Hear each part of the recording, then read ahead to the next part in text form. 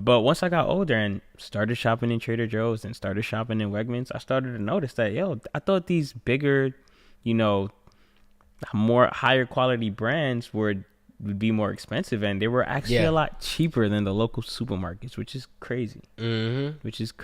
So no, yeah, but there's definitely a ton of overlaps. And I guess like harping a little bit on Brooklyn and Flatbush, I know you do a couple of community things there, so can you speak a little bit to that? Yeah, so I mean, I got my start in organizing in 2020 with a group called Strategy for Black Lives, right? I played football and just was like focused on school.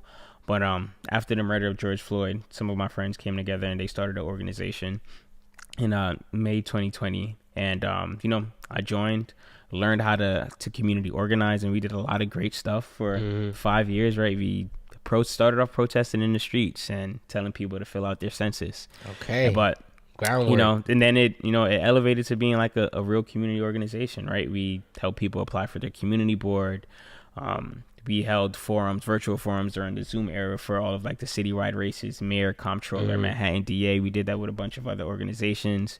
One of the programs that I led was a Black Fatherhood Circle, where we brought 75 Black fathers from the New York City region, New York, New Jersey region, brought in a therapist, had discussion, breakfast. And then we also threw an annual Juneteenth celebration that within the last year, had over 1,000 people. Oh, right? Wow. So sounds like Prospect. Yeah, so with that, it was up in Harlem, but no, so that's really how I got my start. And now stay involved in my fraternity, working with our mentorship program, Brooklyn high school students.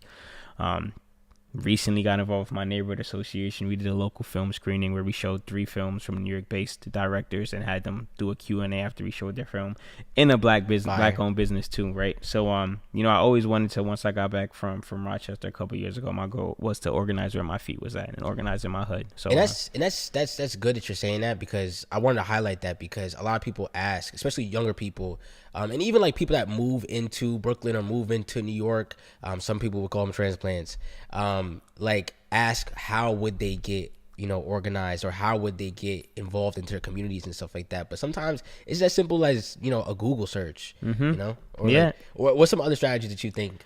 No, literally, it's just look for first off, find your interest, find your niche, right? And like you don't have to do everything, right? There's a whole bunch of organizations that do food distributions, especially what's going on with the federal government now. I think that's going to be very important. So you talking about the shutdown? Yeah, the shutdown with SNAP. I think a lot of people are going to be going hungry. A lot of people, 42 million of Americans rely on SNAP and EBT. Exactly.